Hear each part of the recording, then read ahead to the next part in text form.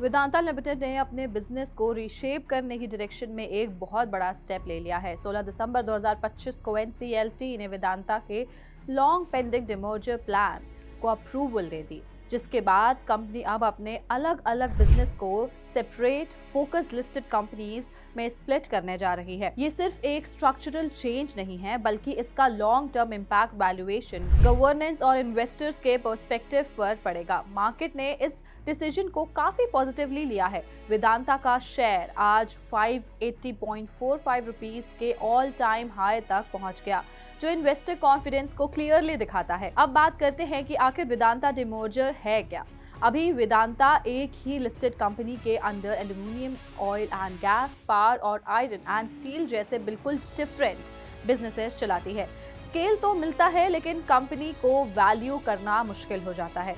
Demerger के बाद ये सारे बिजनेसेस अलग अलग कंपनीज बन जाएंगे। हर कंपनी का अपना मैनेजमेंट, अपनी फाइनेंशियल्स और अपनी ग्रोथ स्ट्रैटेजी होगी। सिंपल शब्दों में एक कॉम्प्लेक्स कॉन्ग्लोमरेट को मल्टीपल प्योर प्ले कंपनीज में तोड़ दिया जा रहा है।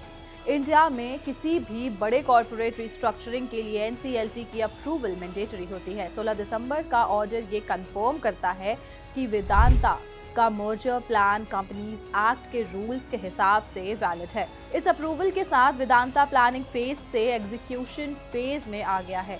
कुछ रेगुलेटरी स्टेप्स अभी पेंडिंग हैं, लेकिन सबसे बड़ा लीगल हर्डल क्लियर हो चुका है। अब जानते हैं कि डिमर्जर के बाद कौन कौन सी कंपनीज होंगी। डिमर्जर के बाद वेदांता ग्रुप के अंडर ये लिस्टेड एंटिटीज होंगी: Vedanta aluminium, Vedanta oil and gas, Vedanta iron and steel, Vedanta power, Vedanta limited parent company जिसमें हिंदुस्तान जिंक रहेगा, और फ्यूचर बिजनेसेस इंक्यूबेट होंगे। Now let's get into existing share holders के साथ क्या होगा। शेयर होल्डर्स के लिए ये डिमर्जर वैल्यू न्यूट्रल रखा गया है। अगर आपके पास वेदांता लिमिटेड के शेयर्स हैं, तो आपको हर नई कंपनी के शेयर्स प्रोपोर्शनेटली मिलेंगे। मतलब ओनरशिप वही रहेगी, बस अब एक कंपनी के बजाय मल्टीपल कंपनीज में स्प्लिट हो जाएगी।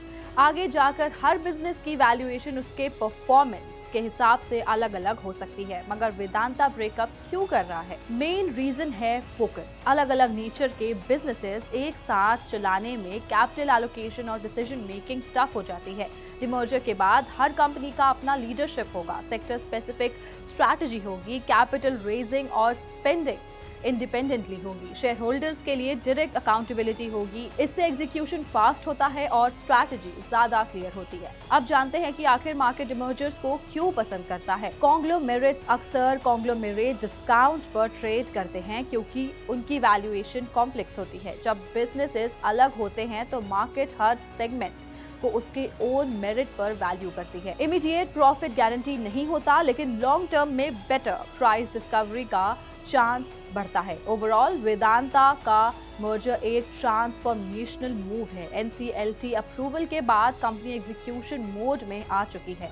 एग्जिस्टिंग शेयर होल्डर्स को मल्टीपल फोकस बिजनेसेस का डायरेक्ट एक्सपोजर मिलेगा। आगे का सक्सेस डिपेंड करेगा एग्जीक्यूशन, सेक्टर साइकिल्स और हर कंपनी की परफॉर्मेंस पर। बट डायरेक्शन क्लियर है और मार्केट इस मूव को अभी पॉजिटिव मान रही है। और ऐसी खबरों के लिए पैसा लाइव को सब्सक्राइब करें और हमें अपनी राय कमेंट बॉक्स में जरूर बताएं।